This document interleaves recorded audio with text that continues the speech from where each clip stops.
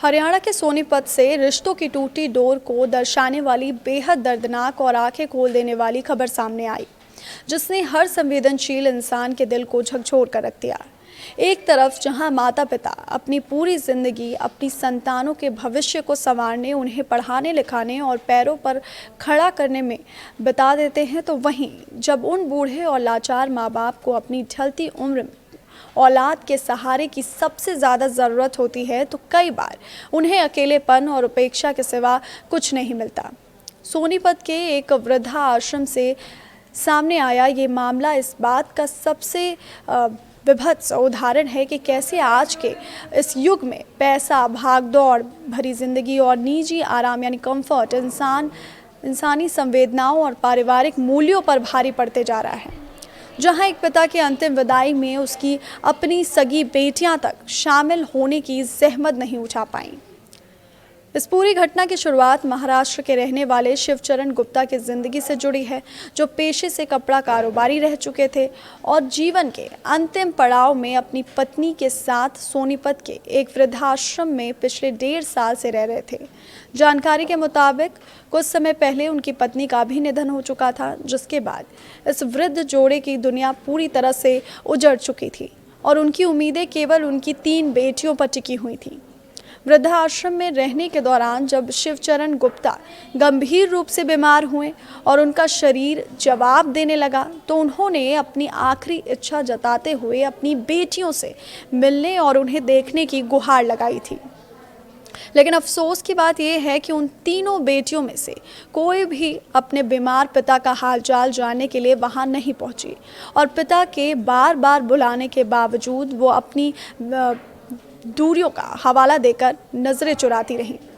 मामले का सबसे दर्दनाक और झकझोर देने वाला पहलू तब सामने आया जब लंबी बीमारी और अकेलेपन से जूझते हुए आखिरकार शिवचरण गुप्ता का निधन हो गया।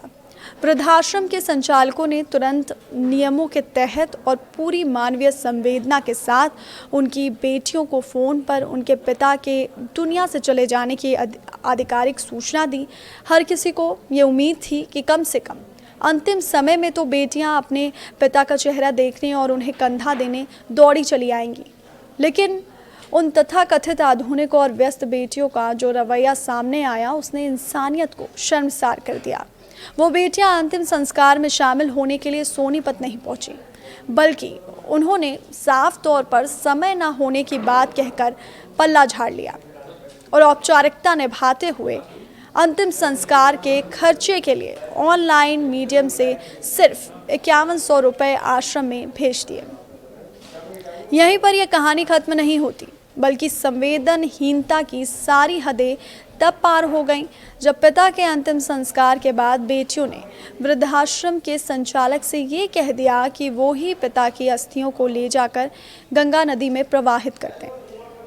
क्योंकि उनके पास आने का बिल्कुल भी वक्त नहीं है। सोचिए उस पिता पर क्या बीती होगी जिसने अपनी बेटियों को पाल पोस कर बड़ा किया, उनकी हर जिद पूरी की, उनके बचपन में गिरने पर उन्हें संभाला होगा। लेकिन जब उसी पिता की अंतिम वक्त में जब वो हॉस्पिटल में था, उसे अपनी बेटियों की ज़रूरत थी, वो तब नहीं पहुंची। पिता के मरने के बाद अर्थी को अग्नि देने और उनकी अस्थियों को विसर्जित करने का वक्त आया, तो उसमें भी बेटियाँ वहाँ पर नहीं पहुँची, बल्कि बेटियों ने कोसों दूर फ़ोन की स्क्रीन पर वीडियो कॉल के ज़रिए इस रस्म को देखा।